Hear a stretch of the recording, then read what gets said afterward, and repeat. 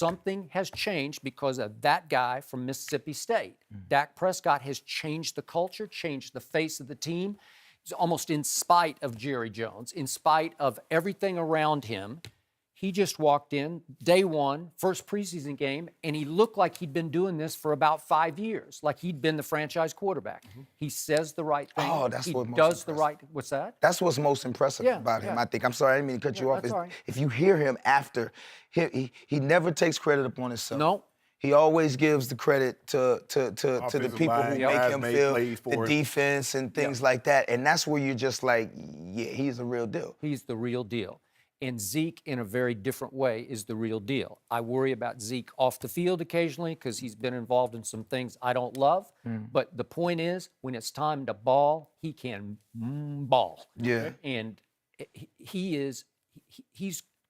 I think he's become the best running back in football. Is it even? Well, I won't argue with that now.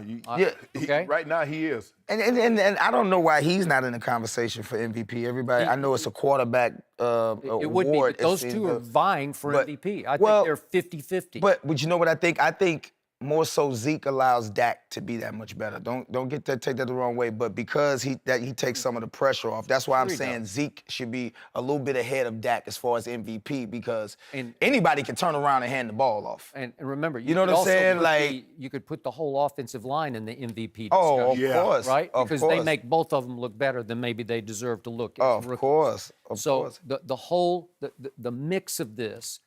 It feels so real to me. It feels special to me that I'm embracing the odds makers right now. I think they are the team to beat in the NFC. I think they're going to the Super Bowl. And again, this is always, it hinges, as you well know, on health.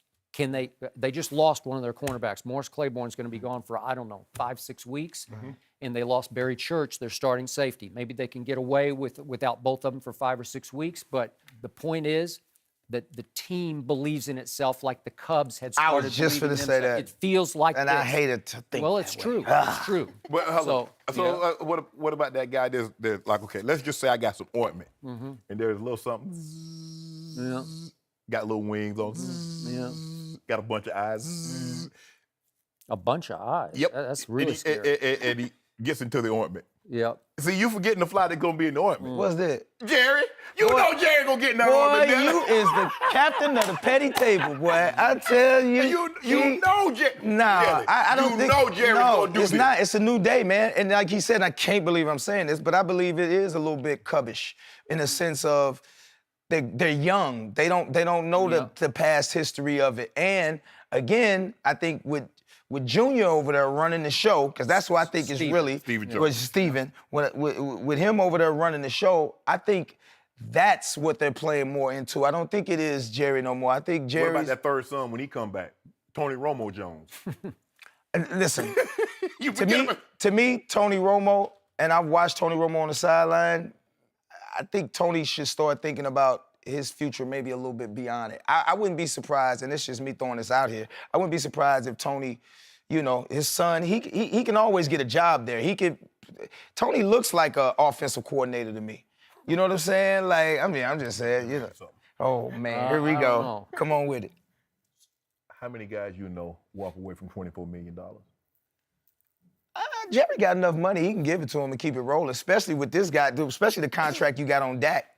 But he loves Tony.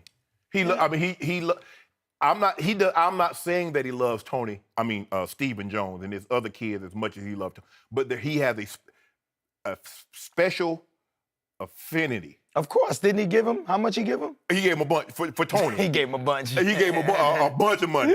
And because here's the thing, he believed in Tony Romo when really a whole lot of people did not. But you know why? I'm going to interrupt real quick. Tony is big box office. Jerry's all about the marquee value, about selling tickets and selling viewers. Right. Because Tony will light it up, good and bad. Yes. High risk, high reward. Dak Prescott, not all that exciting to watch. Unless you're me watching as a Cowboy fan, he wins. Right. He's stable. He's poised. He's trustable. Right. Tony's not trustable. And plus Dak, so far, I should Says the is there right any thing. wood here? I'll knock on that wood. He's been pretty durable, too.